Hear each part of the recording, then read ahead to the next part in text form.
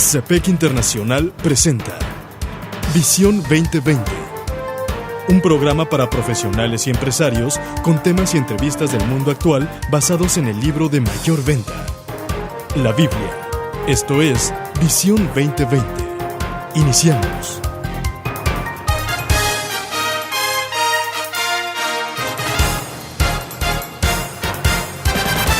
Bienvenidos a su programa Visión 2020. Les saludamos el doctor Enrique Cepeda con la alegría de siempre. Y Edgar Medina. Hoy presentamos el programa 711, Anclándonos en la Esperanza. Para iniciar escuchemos Hebreos capítulo 10, versículos 19 al 25. Así que, hermanos, mediante la sangre de Jesús tenemos plena libertad para entrar en el lugar santísimo por el camino nuevo y vivo que Él nos ha abierto a través de la cortina, es decir, a través de su cuerpo. Y tenemos además un gran sacerdote al frente de la familia de Dios. Acerquémonos, pues, a Dios con corazón sincero y con la plena seguridad que da la fe, interiormente purificados de una conciencia culpable y exteriormente lavados con agua pura. Mantengamos firme la esperanza que profesamos, porque fiel es el que hizo la promesa. Preocupémonos los unos por los otros, a fin de estimularnos al amor y a las buenas obras. No dejemos de congregarnos como acostumbran hacerlo algunos, sino animémonos unos a otros, y con mayor razón ahora que vemos que aquel día se acerca. Hemos abordado ya en esta serie, hasta ahora ya de varios programas, el tema de la esperanza. Hemos hablado acerca de cómo definirla, cómo se opone a la desesperanza, cómo es esa herramienta que Dios nos dio para anclar nuestra alma a Él. ¿Cuál es la diferencia entre la esperanza del mundo y la esperanza bíblica? Hemos hablado acerca de las diferencias también entre la fe y la esperanza y las similitudes que hay entre estos conceptos. Hemos hablado también de cuáles son las consecuencias de una esperanza equivocada, que son, por cierto, terribles. Y en este programa, doctor, hablaremos acerca de cómo podemos anclarnos en la esperanza que Dios nos ofrece. Fíjate que en el pasaje de Marcos capítulo 4, donde pues iban en la barca y Cristo estaba durmiendo, los discípulos de Jesús experimentaron que Él es un albergue seguro.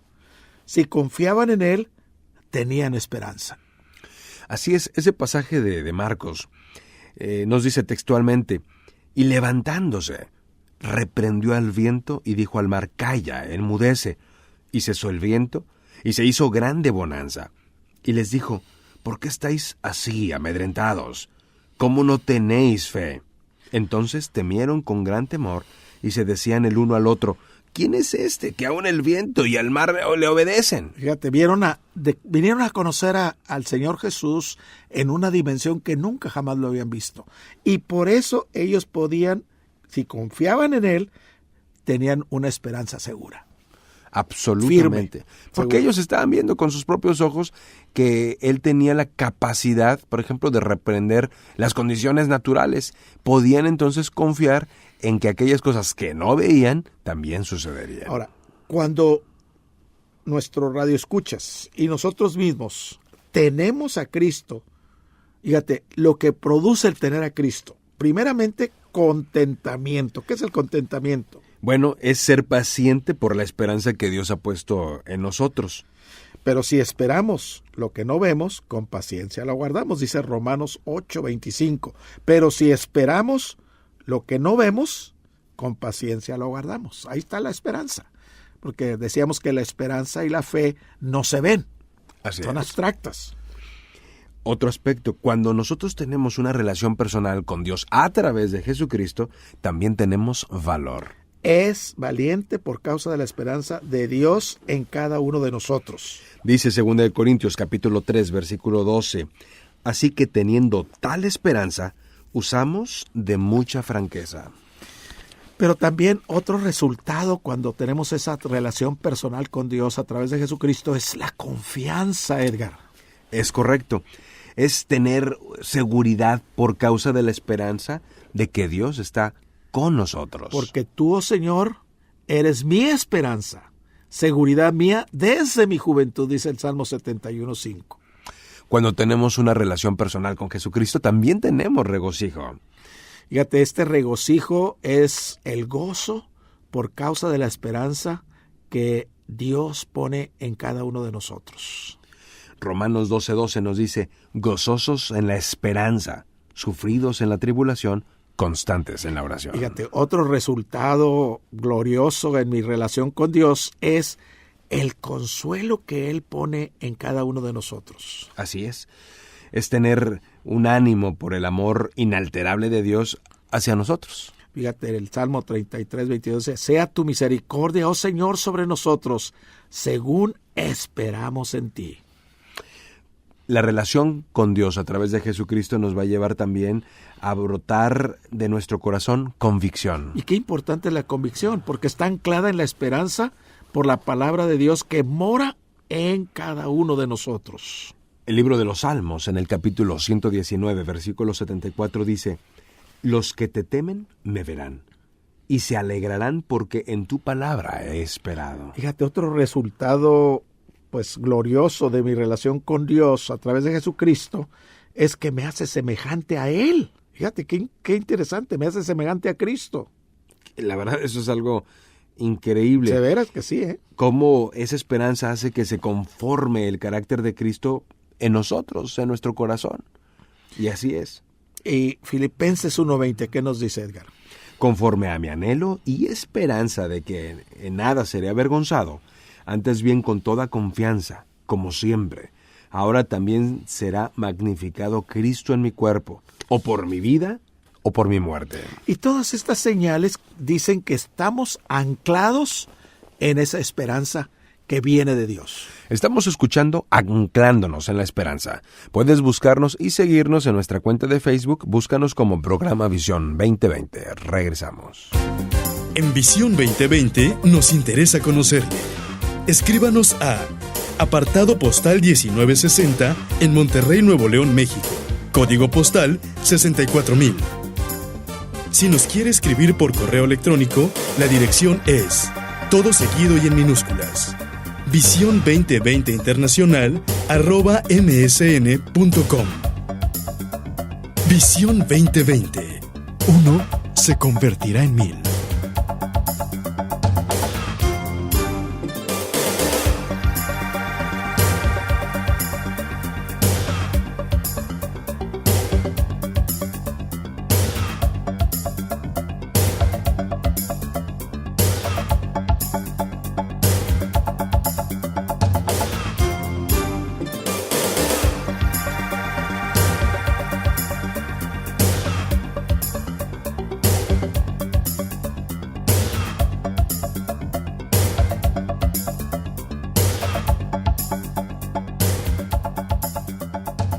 Doctor, antes de continuar, nos gustaría recordarle a nuestros amigos que pueden escuchar este programa, Anclándonos en la Esperanza, cualquier otro de la serie o de las series de Visión 2020 en el siguiente sitio, programavision2020.blogspot.mx. Volviendo al tema, doctor, nos preguntábamos, ¿estamos anclados en la esperanza? Cuando estamos anclados en la esperanza es cuando tenemos una relación personal con Jesús que nos lleva a tener contentamiento, a tener valor, a tener confianza, a experimentar regocijo, consuelo y convicción. Ahora, muchas veces, doctor, nosotros ponemos nuestra confianza en Jesús, pero las cosas no ocurren en el tiempo que esperamos o no ocurren de la manera que esperamos. Y aquí nos podemos hacer o nos podemos formular la siguiente pregunta. ¿Dónde está la esperanza cuando lo que estamos esperando simple y sencillamente no ocurre? Fíjate que hay una ilustración histórica. Tú te has de acordar muy bien del Titanic. Claro. Allá en 1912 zarpó por primera vez el barco más lujoso jamás construido. Hasta esa fecha, sí. Se le conocía como el inundible, o sea que nunca jamás se iba a hundir. Según sus admiradores, no era posible que el Titanic se hundiera.